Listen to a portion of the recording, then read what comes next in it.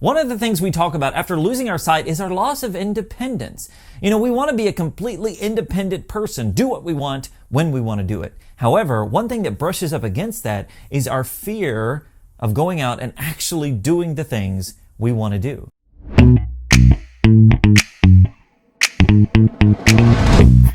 What's up, VIPs? Derek here, back with another video. And that idea of loss of independence can be very scary. We want to be independent people. And so we think, okay, I am going to be an independent person. I'm going to do the things. I have a desire to be independent. And so we think, okay, we're going to overcome that whole loss of independence. We're going to be independent. However, something happens because we get a bit afraid.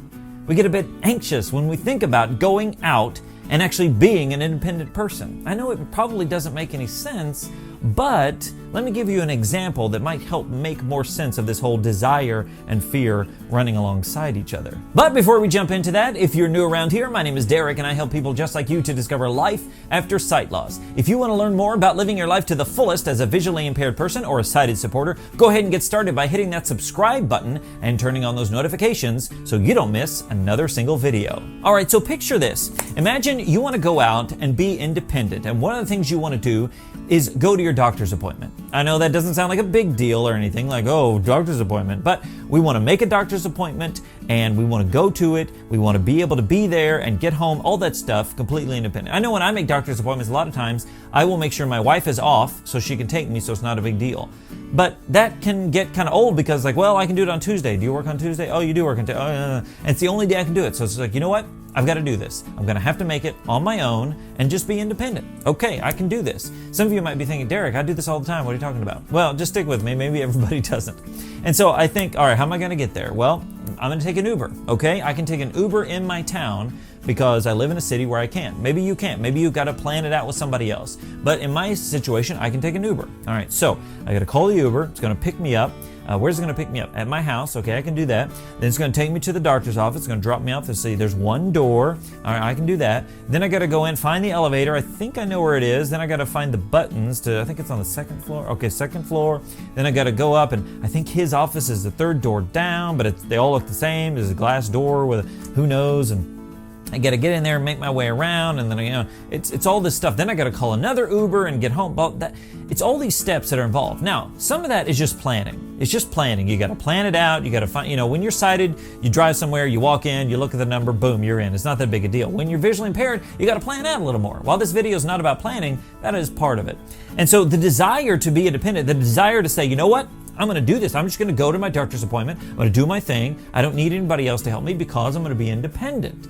That desire bumps up against that fear that comes along with all the things that could happen. And I don't mean fear like, so I might fall down and bust my face or anything like that. I just mean the fear of what if I get lost? Okay, well, what if the Uber picks me up and I'm not sure where it is? Oh, what if I need some help and there's not somebody there to help me? All these things might come up. However, being an independent person means that you're going to have to face those things regardless of what happens. Now you might be saying, Derek, first of all, that doesn't sound like fear. Maybe that's just anxiety sure. But for me, it's anxiety based on the fear that I'm having. Now, let me give you another example of why these things run alongside each other. It's not that they're absent. If you have desire to be independent, there's no fear, or if you have fear, there's no desire. That's not true. Because in courage, think about courage, right? No, that person's so courageous. Well, they're not courageous because they have no fear. They're courageous because there's something out there to be afraid of, yet they are overcoming that fear with courage and saying, I'm going to do it anyway. I'm going to go for it anyway. I'm going to fight this battle anyway. Because the risk of harm to myself or my family or my country or whatever is too great not to be courageous. Now, I don't want to compare ourselves to soldiers that fight on a battlefield. That's not what I'm saying. What I'm suggesting is that courage isn't the absence of fear. It is overcoming the fear because of the risk that's involved. And with this, the desire to be independent doesn't mean the absence of fear or anxiety. It means the willingness to overcome that. We have to make sure the desire we have is bigger and stronger than that fear we have. It doesn't mean it goes away. It doesn't mean it doesn't exist. It just means that we're going to, barrel on through. We're going to plan out the things we're going to do. We're going to make sure we're at the places that we are. We know those places. And if we don't, we're going to maybe look at a map online or call the place. We're going to plan it out.